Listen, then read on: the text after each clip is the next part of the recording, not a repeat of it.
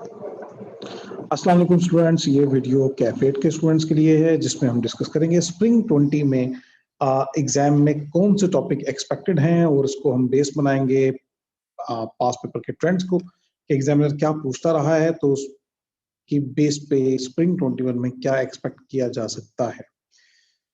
तो सिलेबस हमारा 4 grade pay divided है। सबसे पहला grade cost associated with production, जिसके 3 कॉस्ट के एलिमेंट्स हैं, मटेरियल, लेबर, एफओएच, और यही 3 हमारे चैप्टर हैं। मटेरियल, लेबर, एफओएच के अंदर ग्रिड में जो मार्क्स हैं वो 15 to 20 हैं, जिससे पता ये चलता है कि कम से कम एक क्वेश्चन लाजमी पूछा जाएगा, लेकिन 2 छोटे क्वेश्चन भी पूछे जा सकते हैं।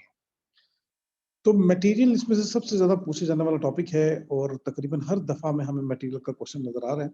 लास्ट टाइम मटेरियल में से ईओक्यू का क्वेश्चन आया, इस दफा हो सकता है रीऑर्डर लेवल आ जाए, एवरेज इन्वेंट्री आ जाए। सेफ्टी स्टॉक बहुत इंपॉर्टेंट है। सेफ्टी स्टॉक का एक बड़ा मुश्किल क्वेश्चन पास में भी आया हुआ है। तो सेफ्टी स्टॉक की कैलकुलेशन, होल्डिंग सेफ्टी स्टॉक की होल्डिंग कॉस्ट और रीऑर्डर लेवल के साथ रिलेट करके हम दोबारा 10 नंबर का क्वेश्चन यहाँ से एक्सपेक्ट कर सकते हैं मटेरियल में से। लेकिन मोर स्पेसिफिकली मटेरियल में से क्या, safety stock, holding cost, reorder level, इन चीजों को रिलेट करके क्वेश्चन इसमें से बन सकता है। बात करते हैं लेबर की। लेबर भी बड़ा सेकंड हाईएस्ट जो है इसमें इंपॉर्टेंट टॉपिक रहा है, और खासतौर पे लेबर में जब भी टेस्टिंग हुई है लर्निंग कर्व की हुई है। आईकैप ने जब से सिलेबस के अंदर लेबर का टॉपिक इंक्लूड किया स्प्रिंग 17 में, इससे पहले ये लेबर का टॉपिक अनफॉर्चुनेटली सिलेबस का पार्ट नहीं था ऑटम 14 से ऑनवर्ड। तो जब से इंक्लूड किया इसने कभी रेम्युनरेशन मेथड नहीं पूछा, लाइक टाइम पे या पीस वर्क के हिसाब से जो हम रेम्युनरेशन कैलकुलेट करते हैं, ये हमारे सिलेबस का पार्ट है, लेकिन कभी उसने पूछी नहीं है। तो हो सकता है वो रेम्युनरेशन पूछे, या हो सकता है फिर वही लर्निंग कर्व, लेकिन लर्निंग कर्व अगर पूछा जाता है तो फिर वो डिसीजन मेकिंग के साथ मिलाकर पूछा जाता है।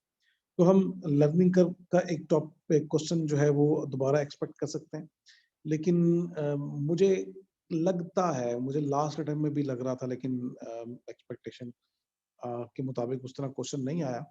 तो यानी कि ये यूं समझे कि ड्यू है कुछ अटेम्प्ट से कि लेबर के रेम्युनरेशन का एक क्वेश्चन टेस्ट हो।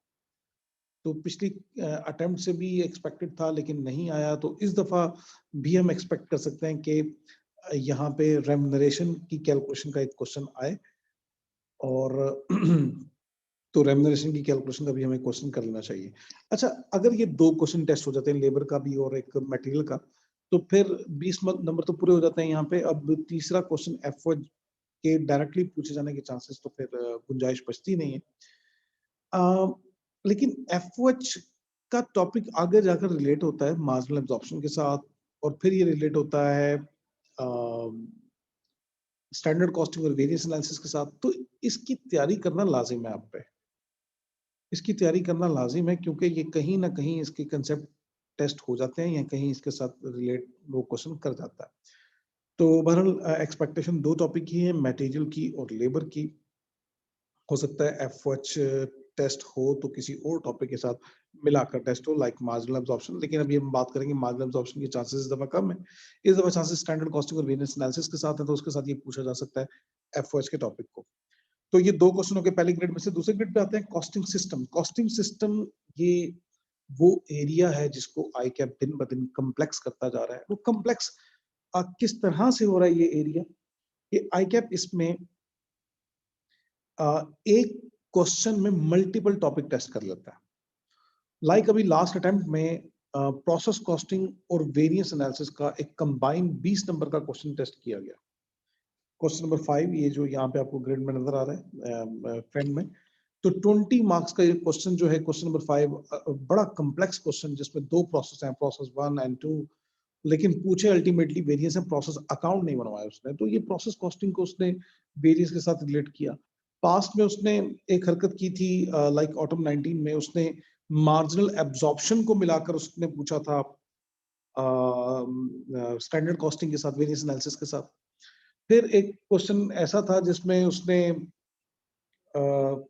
मार्जिनल एब्जॉर्प्शन को प्रोसेस कॉस्टिंग के साथ मिलाकर पूछा, वेरिएंस के साथ मिलाकर पूछा। फिर बहुत ज्यादा फ्रीक्वेंट तो ये भी होता रहा है कि प्रोसेस को जॉइंट बाय प्रोडक्ट के साथ मिलाकर पूछा जाता है। तो यहाँ पे एक क्वेश्चन वो जरूर ऐसा बनाता है हर दफा, और ये कई अटेम्प्ट ऐसा हो रहा है कि जिसमें एक क्वेश्चन के अंदर मल्टीपल 2 या 3 टॉपिक टेस्ट हो जाए। उसके लिए मैंने केस स्टडीज भी आपके साथ शेयर की थी, जो मेरे स्टूडेंट हैं, जो मेरे स्टूडेंट नहीं है वो यहाँ पे लिंक एक डिस्क्रिप्शन में एडेड होगा, तो वहां पे आप क्वेश्चन वो डाउनलोड करके, वो एक मुकम्मल केस स्टडी है, वो क्वेश्चन नहीं है, वो केस स्टडी है जिसको सॉल्व करने के लिए 2 से ढाई घंटे आपको चाहिए, लेकिन वो पूरी कॉस्ट अकाउंटिंग समझने कवर हो जाती है। ये सारा कॉस्टिंग सिस्टम एक केस स्टडी के अंदर कवर हो जाता है, एक ही क्वेश्चन के अंदर। मार्जिनल भी है, एब्जॉर्प्शन भी है, उसमें प्रोसेस भी है, उसमें स्टैंडर्ड कॉस्टिंग और वेरियंस एनालिसिस भी उसमें कवर हो जाते हैं। तो अकाउंटिंग साइकिल पूरा उसके अंदर कवर हो जाता है। तो वो एक बेस्ट केस स्टडी मैंने बनाई है, मतलब वो एक बहुत लेंथी केस स्टडी है, वो एग्जाम में उस तरह की नहीं आनी, लेकिन उससे ये आइडिया जरूर हो सकता है कि किस तरह से ये टॉपिक आपस में रिलेट करते हैं। अनफॉर्चुनेटली जब ये टॉपिक पढ़े जा रहे होते हैं तो स्टूडेंट इन टॉपिक को इन आइसोलेशन पढ़ रहा होता है, इन टॉपिक को आपस में रिलेशन इनका समझ नहीं पाता, तो वो जब सारे टॉपिक खत्म हो जाते हैं, सिलेबस खत्म हो जाता है, तब बारी आती है ऐसी केस स्टडीज की या ऐसे डिस्कशन की कि ये टॉपिक आपस में कैसे रिलेट करते हैं। तो हमें एक आधा क्वेश्चन की वो केस स्टडी की प्रैक्टिस कर लेनी चाहिए, नॉट अ बिग डील, जिससे हमें ये आइडिया कम से कम जरूर हो जाएगा कि आपस में ये टॉपिक का आपस में रिलेशन क्या है।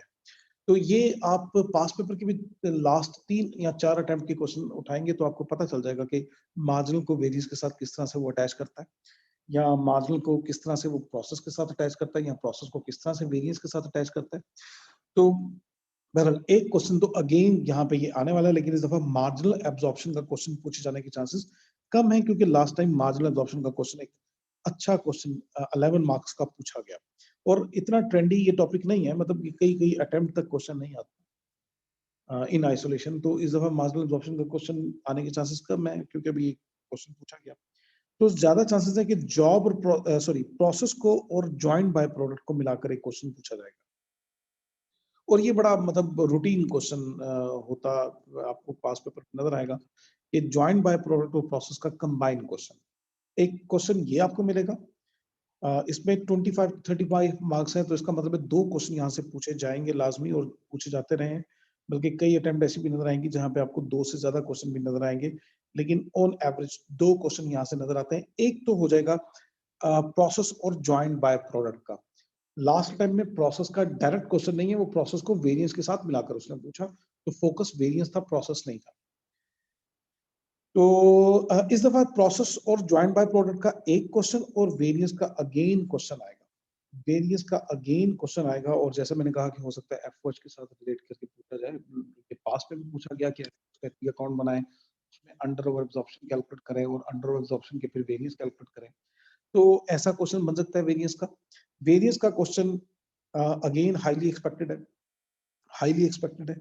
एक क्वेश्चन वेरिएंस में से और एक जॉइंट बाय प्रोडक्ट का प्रोसेस के साथ मिलाकर, 2 क्वेश्चन जिसमें से हम कह सकते हैं on average 15 marks, like 30 marks यहाँ से कवर हो जाएंगे।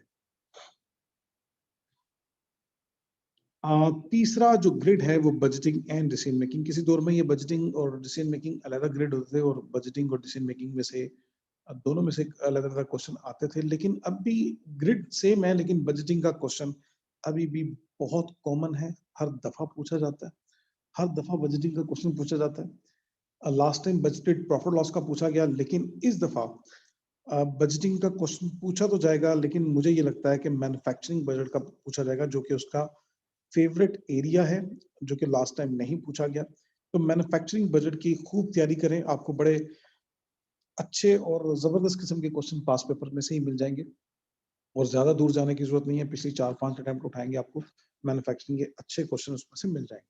तो मैन्युफैक्चरिंग बजट का एक क्वेश्चन आने वाला है।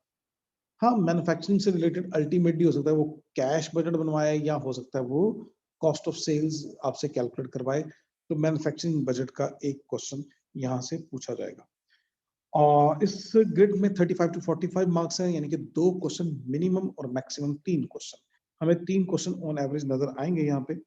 तो डिसीजन मेकिंग में क्या क्या इसके अंदर कवर्ड है? रेलेवेंट कॉस्टिंग है, ब्रेक इवन है, लिमिटिंग फैक्टर है, मेक और बाय प्राइसिंग, और फर्दर प्रोसेसिंग डिसीजन। अच्छा, इसमें स्पेसिफिकली अगर मैं बात करूं, ब्रेक इवन जिसको सीवीपी एनालिसिस भी कहते हैं, ये लास्ट 2 अटेम्प्ट को छोड़ के 2020 की दोनों अटेम्प्ट को छोड़ के कोई ऐसी अटेम्प्ट नहीं थी पास पेपर में कि सीवीपी या ब्रेक इवन में से क्वेश्चन ना आए। हर दफा और ऑन एवरेज 10 से 12 नंबर, थोड़े कम ज्यादा भी हमें नजर आते हैं, लेकिन 10-12 हमें नजर आते हैं ऑन एवरेज इस टॉपिक में क्वेश्चन। लेकिन लास्ट 2 अटेम्प्ट में क्वेश्चन इसका नहीं आया। इस दफा सीवीपी का टॉपिक हाईली एक्सपेक्टेड है, हाईली एक्सपेक्टेड। हाँ, 10 मार्क्स का बजटिंग की बात करें तो ये 15 के करीब करीब, तो ये 2 क्वेश्चन बन जाते हैं इस टॉपिक में से, इस ग्रिड में से। 15 नंबर का बजटिंग मैन्युफैक्चरिंग बजट और 10 नंबर का सीवीपी, तो ये बनते हैं 25 मार्क्स। 25 मार्क्स।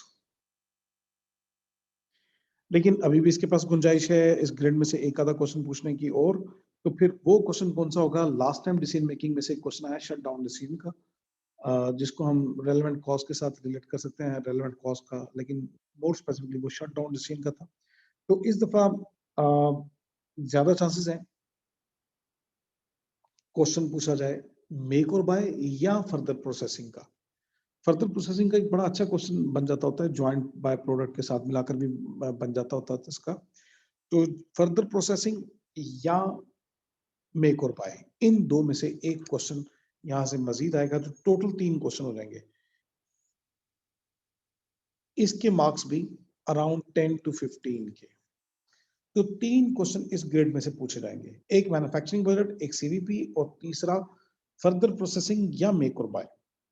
ये देखिए कितना पक्का गैस है, मतलब अगर ये 4 टॉपिक का नाम लेके कहा जाए कि इसमें से 3 आ जाएंगे, और डिसीजन मेकिंग एक टॉपिक है वैसे, लेकिन उसके अंदर भी बड़ा स्पेसिफाई करके मैं कह रहा हूँ कि इस दफा जो पूछा जाएगा वो मेक और बाय, और ये ट्रेंड को देखते हुए एनालिसिस है, मेक और बाय या फर्दर प्रोसेसिंग। तो कितना स्पेसिफाई करके ये बताया जा रहा है, तो इसके बाद हमारे पास जो है वो कोई गुंजाइश नहीं है कि हम कॉस्ट के पेपर को अनप्रेडिक्टेबल कहें, तो बड़ा प्रेडिक्टेबल पेपर है ये। इसमें 4 क्वेश्चन, मैं दोबारा रिपीट करूंगा कि 4 क्वेश्चन बहुत प्रेडिक्टेबल है, कि कंफर्म है कि ये 4 क्वेश्चन आने हैं। वो कौन से, मैं थोड़ी देर बाद दोबारा इसके ऊपर बात करता हूँ। द लास्ट ग्रेड जिसके अंदर 20 to 30 marks NPV, IRR, sustainability reporting और फाइनेंशियल इंस्ट्रूमेंट। वैसे कहने को 4 टॉपिक हैं, लेकिन 2 टॉपिक बड़े छोटे छोटे हैं, सस्टेनेबिलिटी और फाइनेंशियल इंस्ट्रूमेंट, जिसमें से बहुत कम टेस्टिंग होती है। और एनपीवी आईआरआर हर दफा टेस्ट होता है, तो एनपीवी में से इस दफा दोबारा क्वेश्चन आएगा, और ये मार्क्स 15 to 20 के इसकी रेंज में होते हैं। हर दफा क्वेश्चन आता है तो इस दफा भी आएगा, इसमें यानी कि कोई डाउट नहीं है।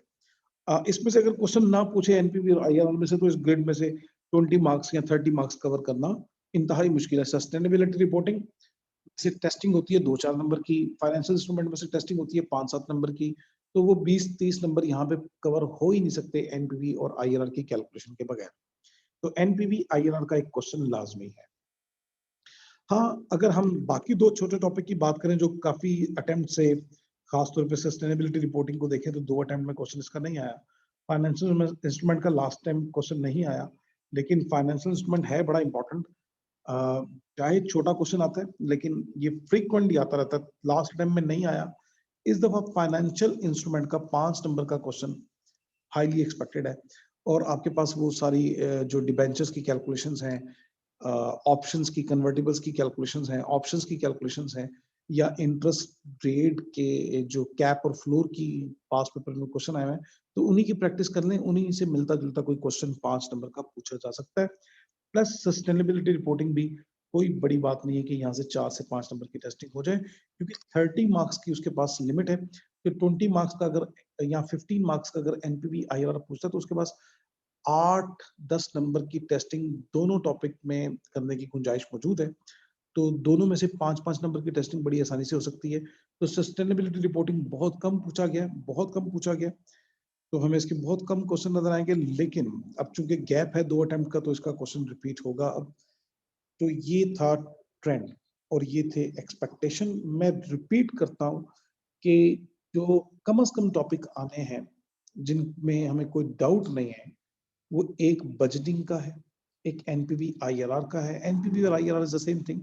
आईआरआर कैलकुलेट करने के लिए एनपीवी कैलकुलेट करनी पड़ती है। तो एनपीवी आईआरआर, बजटिंग और 2 क्वेश्चन डिसीजन मेकिंग में से, और डिसीजन मेकिंग में से भी 2 क्वेश्चन, एक उसमें से मोर स्पेसिफिकली सीवीपी का कंफर्म है, जो कि 2019 तक हर अटेम्प्ट में क्वेश्चन कंटिन्यूअसली आता रहा, 20 में गैप आया। लेकिन अब वो दोबारा जरूर पूछा जाएगा इस दफा। एक हो गया सीवीपी और दूसरा अदर डिसीजन मेकिंग लाइक उसमें जिस तरह मैंने कहा कि इस दफा एक्सपेक्टेशन है मेक और बाय की या फर्दर प्रोसेसिंग की।